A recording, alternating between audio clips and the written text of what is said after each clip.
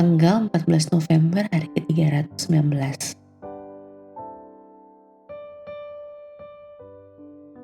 Refleksi dan penyembahan.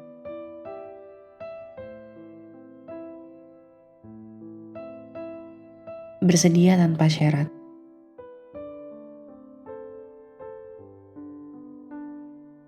Kebenaran besar adalah melayani tanpa terlihat dan bekerja tanpa diketahui.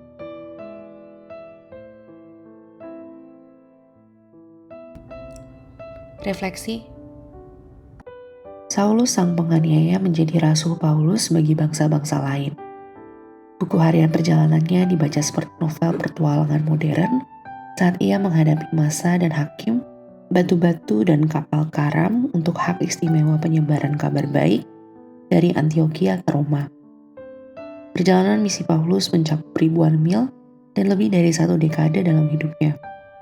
Setelah perjalanannya ke daerah-daerah seperti Galatia, Makedonia, dan Asia, Paulus ditangkap di Yerusalem dan menghadapi serangkaian penghakiman di tangan Felix, Festus, dan Agrippa. Gagal menemukan keadilan di pengadilan, Paulus menyatakan, "Saya naik banding kepada Kaisar." Lihat Kisah Para Rasul pasal 25 ayat 11. Dan ke Roma dia pergi. Perjalanan melalui darat dan laut penuh dengan bahaya, tetapi akhirnya Paulus tiba untuk menunggu persidangan. Selama penahanannya di Roma, ia tidak bebas bepergian tetapi dapat bertemu dengan rekan-rekan seimannya dan mempersiapkan mereka untuk pelayanan yang akan segera diteruskan kepada mereka. Surat-surat dari Paulus berhubungan dengan ekspedisi Paulus. Pada perjalanan pertamanya, dia menulis kitab Galatia. Pada perjalanan kedua, dia menulis kitab 1 dan 2 Tesalonika. Pada perjalanan ketiganya, dia menulis kitab Roma dan 1 dan 2 Korintus.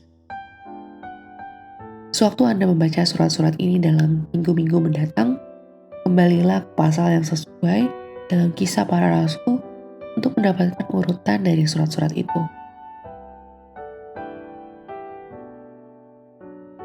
Adorasi.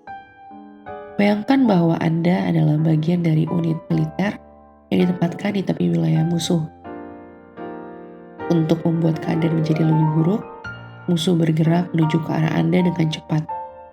Anda menunggu perintah untuk mundur, tetapi bagi gantinya, Anda mendengar komandan Anda memberikan perintah ini. Para pria, Anda harus tetap berada di tempat Anda dan berjuang sekeras mungkin, selama Anda bisa, sampai Anda terbunuh atau tertangkap. Bagaimana perasaan Anda tentang tugas seperti itu? Ini jelas bukan peran untuk yang penakut, tetapi mereka yang bersedia untuk melihat kematian di depan mata dan menjadi orang mati yang berjalan yang dapat mendatangkan malapetaka pada musuh. Mengapa? Karena kematian tidak memegang kendali atas mereka. Mereka tidak kenal takut dan fokus. Mereka tidak akan takut kehilangan apapun. Mereka sudah menghitung biaya pelayanannya. Singkatnya, mereka adalah musuh yang berbahaya karena mereka siap untuk dibuang.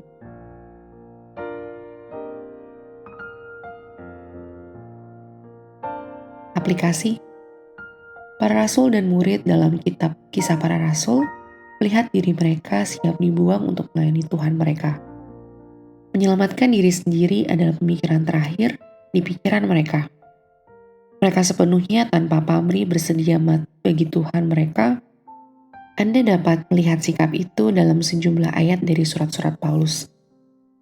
Dan hidupku yang kuhidupi sekarang di dalam daging adalah hidup oleh iman dalam Anak Allah yang telah mengasihi aku dan menyerahkan dirinya untuk aku. Galatia pasal 2 ayat 20. Karena bagiku hidup adalah Kristus dan mati adalah keuntungan. Filipi pasal 1 ayat 21. Jika peninggian diri atau penyelamatan diri adalah tujuan Anda dalam hidup, Anda belum menemukan kekuatan pembebasan dari Tuhan. Tetapi begitu Anda melihat waktu, bakat dan harta Anda sebagai sesuatu yang 100% tersedia untuk pelayanan kepada Tuhan, maka Anda akan dapat berkata seperti Paulus, "Tetapi aku tidak menghiraukan nyawaku sedikit pun, asal saja aku dapat mencapai garis akhir dan menyelesaikan pelayanan yang ditugaskan oleh Tuhan Yesus kepadaku untuk memberikan kesaksian tentang Injil kasih karunia Allah. Kisah Para Rasul pasal 20 ayat 24.